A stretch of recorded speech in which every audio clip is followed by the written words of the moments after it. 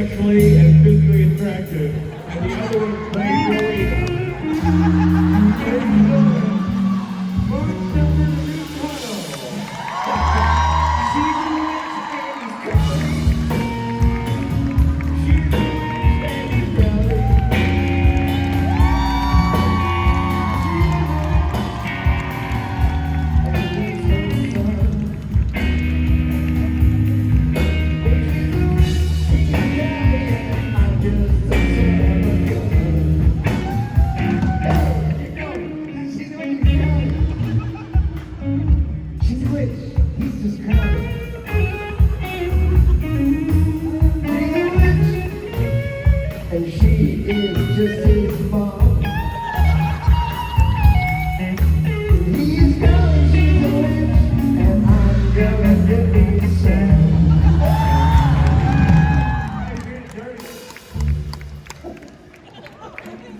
Right up here, right up the knuckle. Ladies and Mark gentlemen, Shepard. Ruth and Mark. Ruth Connell. That is the most feeble cheer I have ever heard in my life.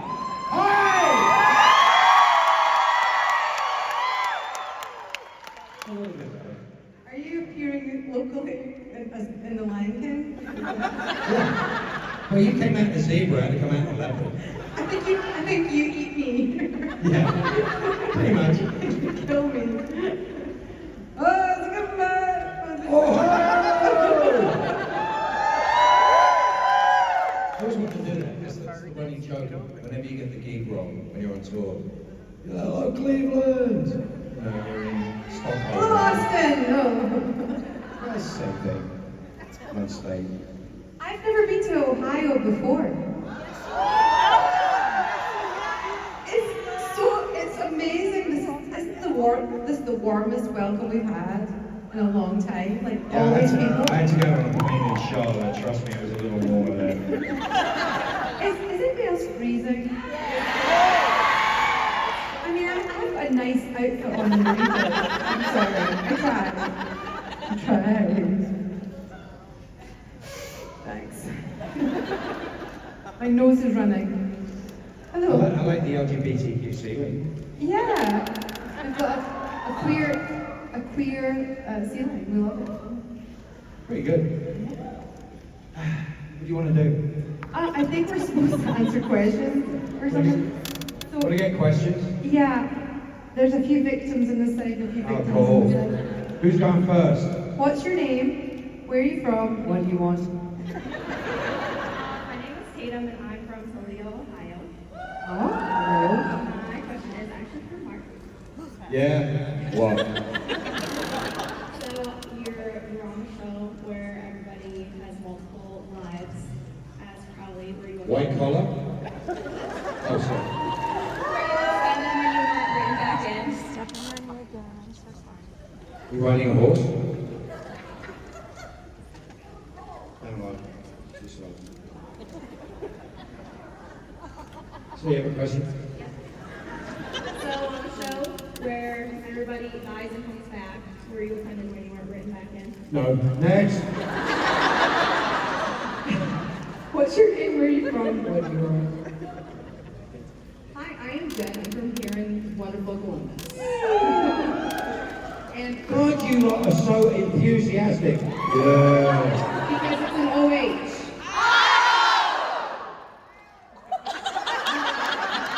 What just happened? You just got initiated. And how do I get it? I have to have it again. You just have to say OH. Oh, I like this.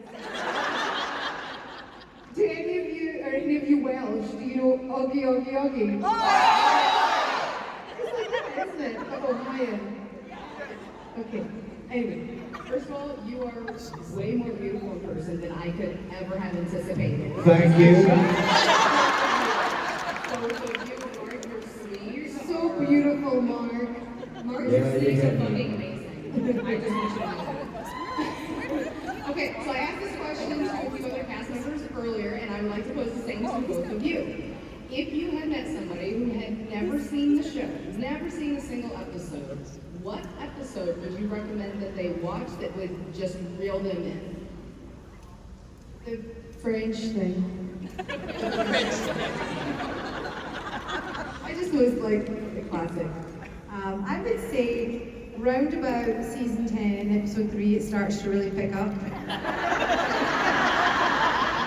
I'd say like there's about That's when it went right downhill. There's about 33 episodes from there on that just would be scintillating for most people. I love, I would say Regarding Dean is a good one.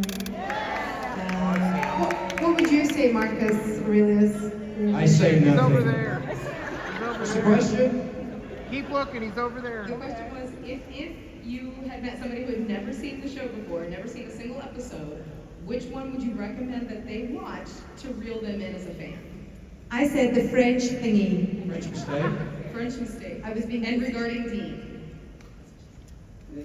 Oh.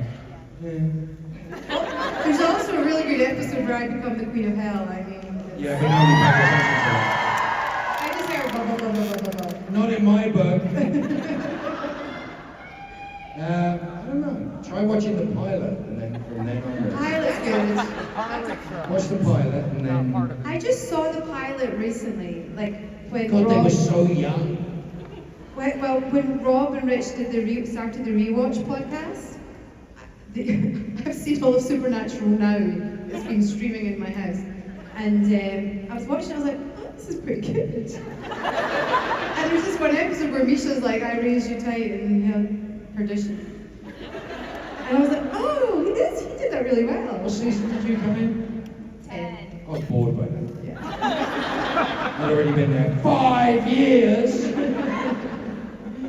And yet you haven't aged a day. No, I actually got younger. You're looking like a young slip of a boy now. I can't take anything she says seriously. There's going to be something on the back of it. Did we answer your question? No, who cares? Sorry. It's acceptable. Okay, thank you. Thank you. It takes a lot of guts to get up in front of a room this enormous, so well done, everyone. So well done to all our victims. And our victims in the front row too, obviously. Do you have a question? I don't have a question. Do you have any answers? No, I never give answers. They know that by now. Who's next? What's your name? Where are you from? What do you want? I got a much better version.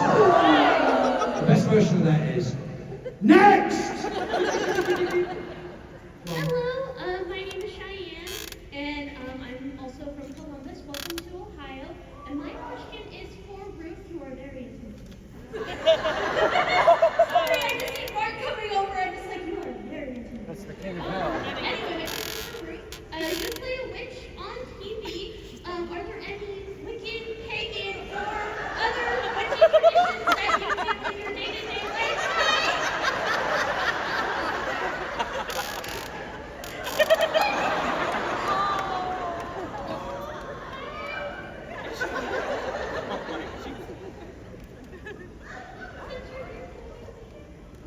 No.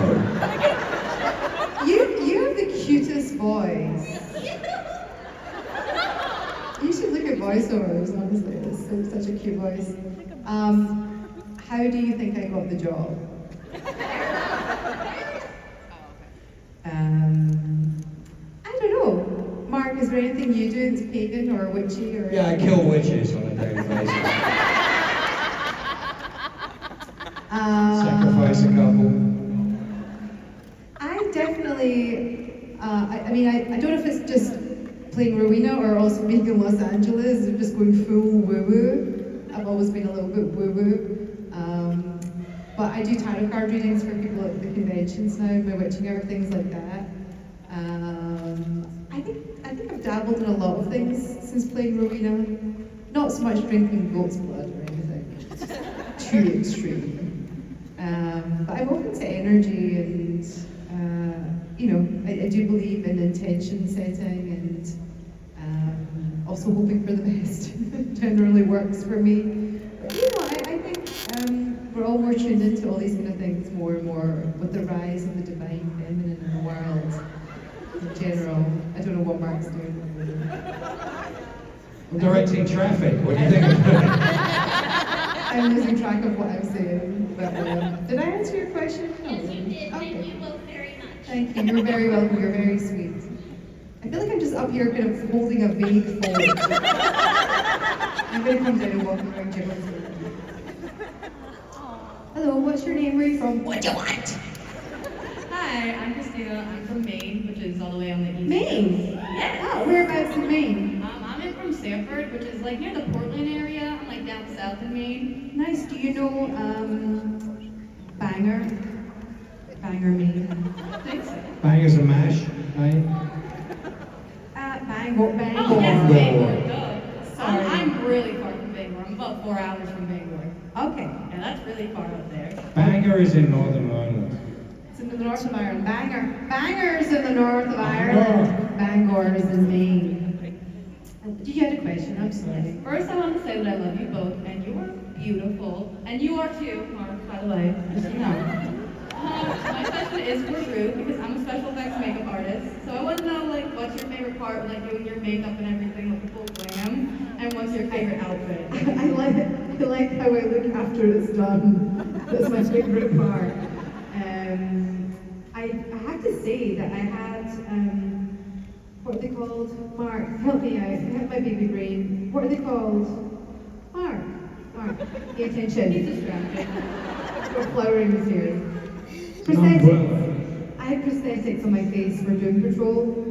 And that is hard work. Yeah, it's hard doing it. It's hard. I felt like I was a car in a mechanic's shop. These two like men like literally spray painting my face. That was hard because we started at 3 in the morning to be ready for 7 o'clock. This is my life. That was hard work. I believe it. It's hard work doing it on people as well. I can imagine what it is doing like And being a model. I got a bit claustrophobic and you can't breathe and you can't do this, you can't do that, and then I broke out afterwards and I have a scar on my cheek from when it came off too soon. So it's tough. It's really hard being an actor. Try kissing Bobby.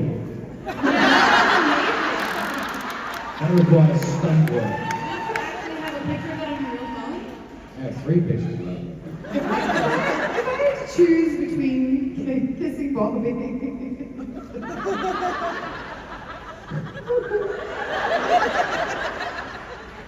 Next question. What's your name? You know. Hi, I'm Blake, and Oh. this is for Mark. I was wondering if there was a spin-off where it like followed through Crowley's life and how he was king, what would he be doing? He's not king, I'm the queen. He's not king, I'm the queen. I'm the queen. Sorry, Who what? cares? So, there's an answer to questions like that, which I've been giving for quite a while. So much so that people make me t-shirts with that written on it. Right, can I answer it? Yeah, of course. Write your own fan fiction. Is that right? Yep. Write your own fan fiction!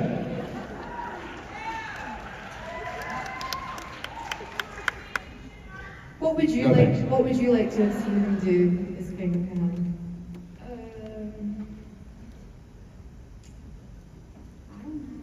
Exactly, that's it. Also, you have been to Ohio before. You were in Cleveland. I was, I yeah. was. I forgot. I was. Were you there? Do you remember on that 1950s? Wait, of course it is. Of course, I just love you to the city. You're crazy. This is my crazy.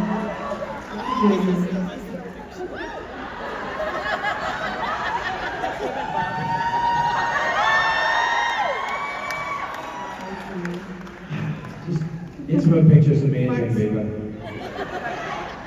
Open your Bibles for us. Thank you so much for your question. I'm sorry we did not answer it more respectfully. What? Hi there, my name is Zoe. I'm from Finley. I was wondering what similarities you see between yourselves and the characters you portrayed. I've killed millions of people. There's only one thing, which is I think The character of Crowley is very aware that he's the last sane man in the universe. If they would just do what he told them to do, life would be so much simpler. And that's basically the way I feel, man. What about you? What's the similarities between you and Rowena? We're the same height. I'm the same color. Similar color hair. It changes month to month. Did you have to soften up? You did have to soften up your accent a bit, didn't you? I had to slow down when I came to America. Even right now, this is half the speed. If I was in Scotland, Absolutely. I'd just be home. That's really how I sound. That's all Scottish people say about me. But I did when I first was new to the fandom and I was looking at things online, which they told never to do, but I did. And I did read this one comment one time that said that my accent was cod. Do you know what I mean? Like it was bad. Like I was doing a bad Scottish accent. I was like, oh, that's my accent. It's my voice. It's not like I'm just doing it badly. This is my voice. So that was upsetting. I think the difference is Rowena's not sorry about anything, which is one of the things I admire about Rowena. She's not sorry, or if she is, she'd never admit it. But she doesn't say the S word, is what I say. There's no apologies. And I wish I was a bit more like that. It's funny when you get back here, you can hear yourself, Mark. You can hear yourself. You can hear yourself like an echo. It's kind of weird. And it's sort of strangely hypnotizing myself. Is this what I do to you all the time? It's like hypnotizing. There's another redhead. I love all the redheads. There's Fergus. He doesn't respond to Fergus. He doesn't like it. Fergus. It's Crowley. She said, call him Fergus. I said he doesn't respond well to Fergus. Fergus is a 4'6" redhead Scottish crofter. I play Crowley, who is a British-born New York literary. So I never quite understood that. There you go. It's funny because in America, my first two parts were doing a voice match for Merida and Brave, and my dad was called Fergus, and in Supernatural, my son was called Fergus. In Scotland, I don't know anyone called Fergus. It's what I think it's an American writing thing. So I can see my hair in the monitor. I can fix it now. It's like my mother. How are you all doing? Who's next? Next. Me. Oh, hello. I'm from Urbana, Ohio. Yeah, my question is for both of you. What was it like when you found out you were going to be like Rowena's son, and when you found out that Crowley was your son? Well, I had the audition sides and 3 pages of dialogue, and they changed the names. They were concealing it for. Because they worked out nobody ever would want to work with me. But even just from the 3 pages I had, I kind of figured it was something to do with Crowley, Mark Shepard's character. There was I figured it, even though it was all completely changed. And so I went and watched a lot of those episodes, including with my grandson. What did you think? I thought maybe. I didn't think I was going to be your mother. I thought you were going to be my love interest. I thought I might be your ex. As an ex-wife, that would have been terrifying. Yeah. That would have gone on for 25 seasons. It really would. But Yeah. I think So when they phoned me, they phoned my agent and said, Ruth's going to be playing the mother of the King of Hell. And when I told my friends, they were like, of course you are. The mother of the King of Hell. But what I like eventually is that, like yourself, Mark, like Crowley, that Rowena became Rowena. She's not just somebody in relation to absolutely. another person, not in relation to a man. She is just Rowena, standalone. Because weirdly enough, in the canon, it makes no sense. It's a weird hiccup in the canon. Really suit that umbrella. really suit Pink. It's really cute. But there was a perfect moment when I suddenly went, well, everybody else has a mother, why can't I? Which I thought, this is the way that we played it. We had, I think my favorite thing we ever did was the bus station. I mean, we had a lot of fun things that we did in the dressing room and stuff and all that. That stuff was really good, but the bus station, I think, was the loveliest. 1 o'clock in the morning, it was -7, and they gave me scalding hot water in a flask, and I couldn't feel my own fingers to open the flask, and spilling boiling water. And I was just wanted to concentrate on being upset with you, but you have to work with what you have to work with, you know? And I don't even you. I know what you mean. But in a way, my frustration over, you know, what was going on, I think helped. And I think I knew it was a really important scene. I think I've seen stills of that, and people have brought stills of that, and as soon as I see the still of us, that it's like, yeah, okay, that was exactly what it was. That was the encapsulation of the relationship. I thought it was really, really cool. You guys like that? Yeah! See, there you go. Wouldn't it be so fun to say they ever did a movie or another half season or something? Wouldn't it just be so fun to see Crowley and Rowena sitting beside each other, like not saying anything, just sitting beside each other, and then it cuts to something else, and you're like, what? Because it's history, and the fact is when you create characters that have hundreds of years of history, I think it's way more interesting than those that have just met 3 weeks ago, and the heroes never know anything anyway, and the angel's stupid. So. Somebody asked me the best question I've been asked in ages, which was, who do you like more, Castiel or Misha? I said, well, one of them's an idiot. And Jensen told me, you should have said the other one wears a trench coat. But no, it's one of them's an idiot, and I went, yeah, the other one builds hospitals and schools, you know. But there was a sense that between the sort of more invincible type or older type characters that have been around more, there was a sense of history which I think really worked really well. It's been so much fun to play. It was a fabulous thing to do. Spent a lot of time doing it. Who's next? Hello. I'm Lauren, I'm from Texas. My question is for both of you. So if you could travel back in time to any moment in your past and take your characters with you to witness that moment of your past, what moment would you choose?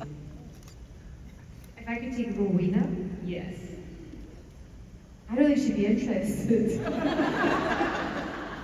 She thinks she's too busy. I think she's interested in taking me to see her backstory, which would be in like 1776 in Scotland, and she's learning to make her first potion and she accidentally blows somebody up. I don't care. Next! She tried real hard. This is a question for both of you. Do you think hot dogs are classified as tacos or sandwiches?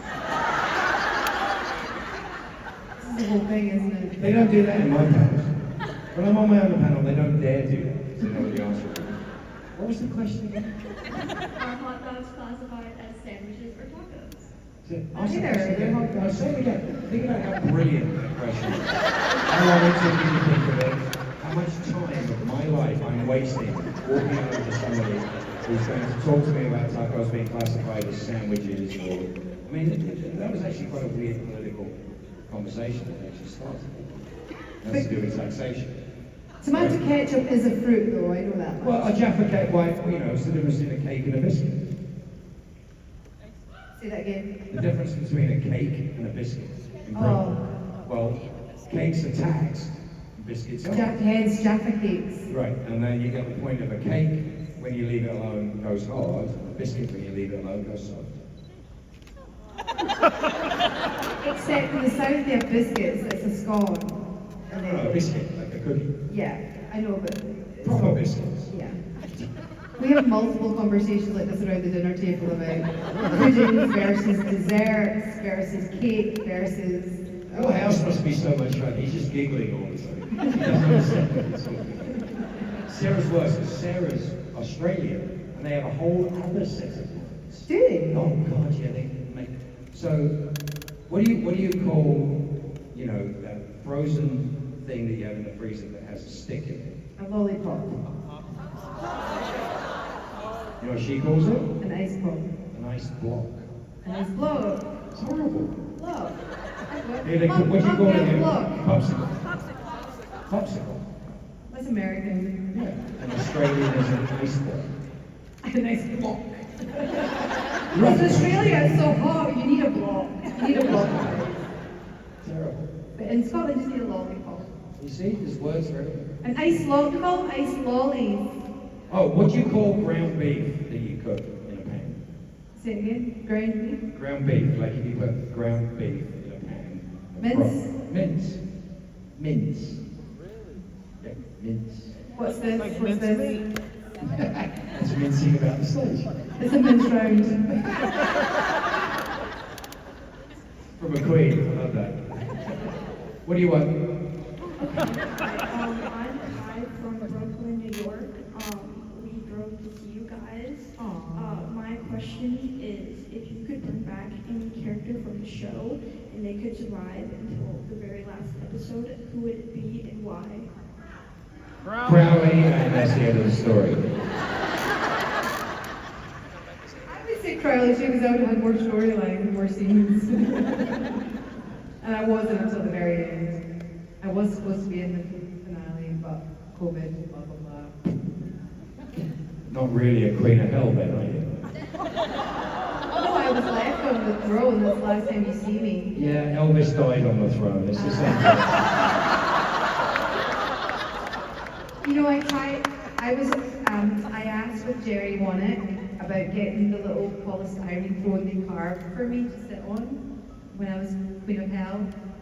And he said I could have it, and I was going to bring it to the convention so everyone could do a photo op sitting on the throne.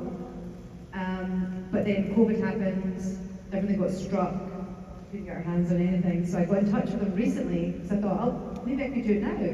I said, how much to pay the person to redo the throne? You know, let's get a copy of the throne. And he was like, about 30K. No, it's a $1,500 throne that I know where to buy it. It's perfectly at the end of my table. And to break that out, it cost you about $3 each. Trust me, they charge a fortune for shit. It's really easy to do. Well, it was carved. It was hand carved out of polystyrene. He was blah, blah, blah. Anyway, I tried. He's trying to put my throne down. You were sitting on polystyrene. It's $30,000 What do you weigh, like polystyrene. 8 pounds? I know. That's why I could sit in it. But they also had me walk about the staircase to my hell, which is probably a literal thing that would be funny to have, was made with polystyrene. You call it styrofoam? You can't. More confusing words. Styrofoam and 3-4-inch spike heels. Sounds good when you A put it. man designed that. Yeah. A man designed that. So I did that whole scene on my tiptoes, holding myself up off my heels. You had to go so flat. Not, You had to go flat on so them. not to go through the polystyrene. What? Hi, I'm Abigail from Pensacola, Florida. I actually met you, Mark, down in Pensacola, and that's right down by the beach. It's I remember when that's an Pensacola. amazing name, Pensacola. It's great. So my question Pensacola, wings of gold. It's like Pepsi-Cola. No, Pensacola. we've got a little drink, but my question was, in a beach episode, Supernatural, what would you guys like to be doing? Oh my god. Can you imagine everybody like in beach shorts doing like Top Gun? Bet you can. Imagine Jim Beaver. Balls. You'd be Iceman. That's a new photograph that I want to have. Jared and Jensen would have to work out for a few weeks before they did it. I know they would. Misha would maybe wear like a scuba diving suit or something. No, he's been working out. He would be fine. I'll wear the scuba diving suit. That would be funny. To What was the question? What would you like to be doing? Like, I'd like to do the a remake of the Top Gun Maverick scene on the beach. It would be me, With Jim volleyball Beaver. scene. It would be me with all the guys from the show. That would be fun. Do the Baywatch opening.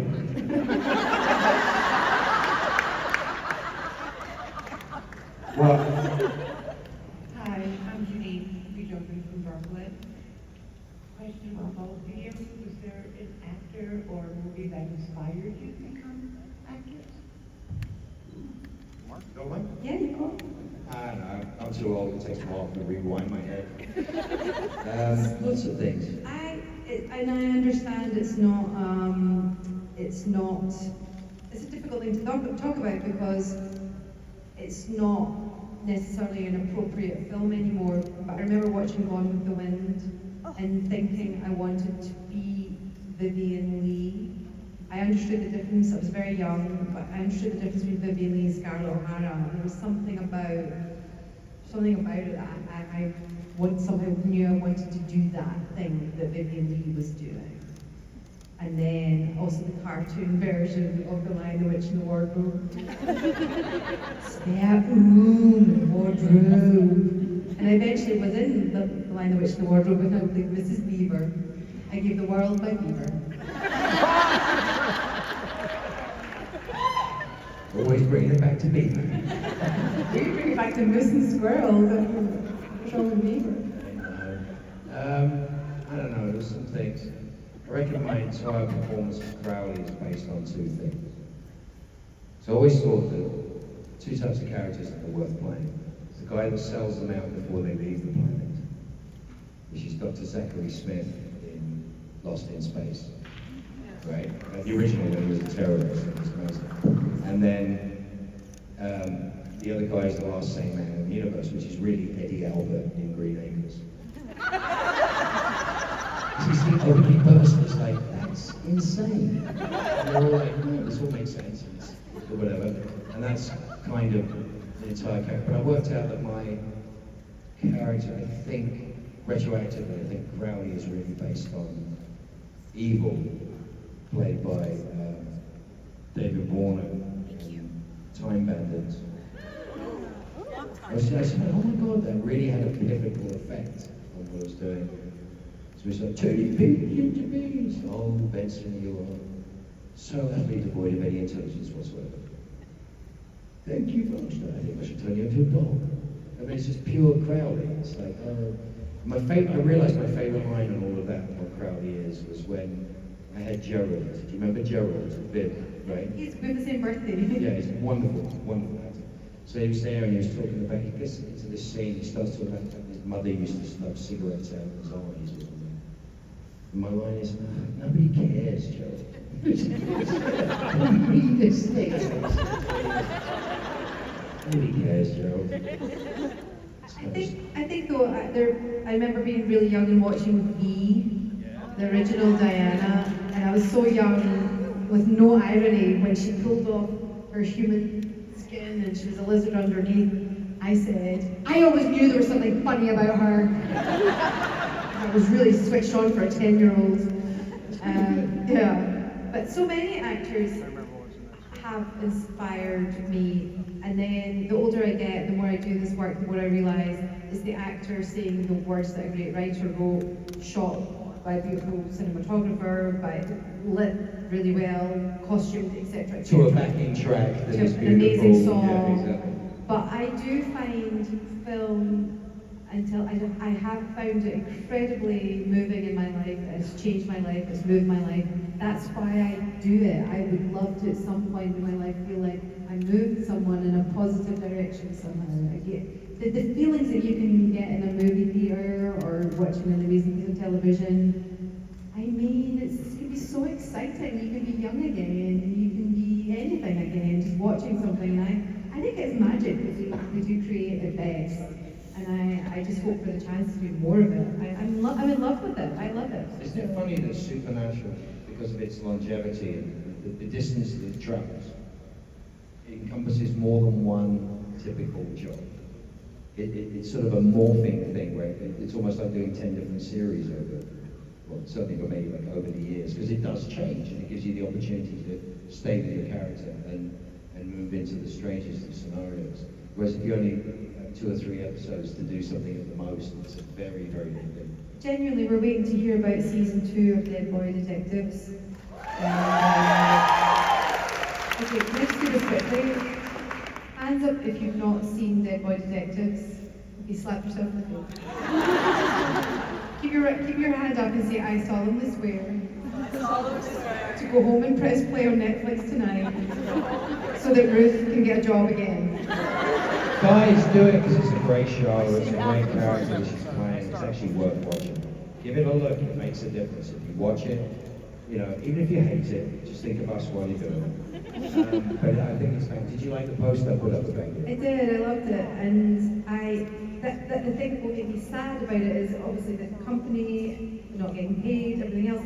I will really be sad not to discover more about the night nurse and get the chance to be that person. That's what Supernatural actually did for most of us, is give us a chance to go deeper into characters than we would do even under a film circumstance. Because you're spending years evolving. Do 12 films with the same character. Exactly. It's like being Harry Potter. but that's the great joy of doing something which has longevity. It's probably why it means so much to everybody, is that it evolves and it moves. And this is lightning in a bottle. Hands up who only came to Supernatural in the last 5 years. It's incredible. Late! It's incredible. We stopped shooting by then. Right, so how many people, this is your first convention? Oh, God. Welcome. Remember, if you're going to put your hands up like that, make sure to use deodorant. We hope you come back. Thank you so much. Listen, it's like, I've said this for years and years and years. We wonder why we come and we do these things. Like, we make television amongst 150 of our friends. You know, we're so busy doing what we're doing. We work really, really hard. There's never enough time. There's never enough money. And we're hoping it's going to be great. We don't see the visual effects. We don't see the stuff. We see, you know, the bits of string holding it up and the chaos and everything else. And we put this all together and then we send it off into post-production. And those guys put their magic into it and try to elevate it to the next level while we're shooting the next episode. While that episode is gone and we're shooting that. And unlike live theatre or unlike any live performance, we don't get to watch our audience. We don't get to see your faces. We don't get to high-five babies, you know, while it's happening. And it's a beautiful organic thing to have an audience that's actually with you at the time. It's a beautiful organic thing to have because it changes your performance. Having an audience change. It does. Having the fandom made me be more on my toes about the details because I realised you all know more than I do. But there is a beautiful relationship between the audience and the performer, and very difficult to achieve in television because we can't come around your house and watch it. And then I discovered conventions. Oh my word. I get to see my audience face to face. I get to see that, and we get to complete that circle. And that's, I mean, I'll fly anywhere pretty much around the world to get to do that. It is such a beautiful thing to do, to relive that.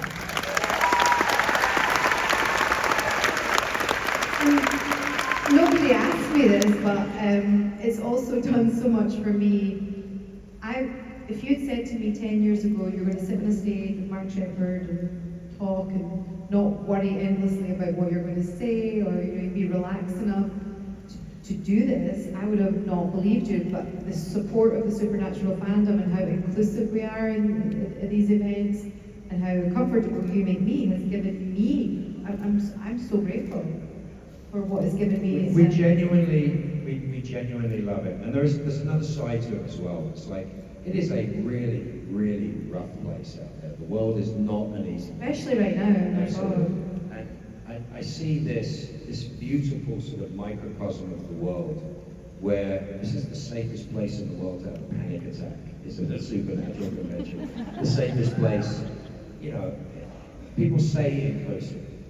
I don't see anybody dividing people here by color, who they love, what they believe in, what they wish to identify as. I don't see No, there is a faction. Are you a Sam person or Nobody takes that seriously because they're both too tall to actually talk to. My neck is so much better since I stopped shooting that show. How do the guy feel? 90% of the time people come up and go, oh God, I thought you were much shorter. And I go, they're enormous. It's like the short one's 6'2". But genuinely and honestly, it's like, this is a difficult time to struggle. We've been through pandemics and stuff and polarization of people and whatever. And we come to these and we see these shows and all we see is people having a good time, loving each other and celebrating something they have a connection with. And through that connection, they make friends. And through that making of friends, the community grows. And through that, it just keeps going and going. Maybe this is the great social experiment. Maybe this is the way it fucking should be, excuse my language. Or maybe this is the way, this is the way to change it, I remember a brilliant story about San Diego Comic-Con. So there's never been anything that's ever happened at San Diego Comic-Con. There was up to 500,000 people in San Diego Comic-Con, right? So we were doing, one of the ones we were there, I remember there was a problem, something happened. Somebody got stabbed. Yes, one boy stabbed this other boy.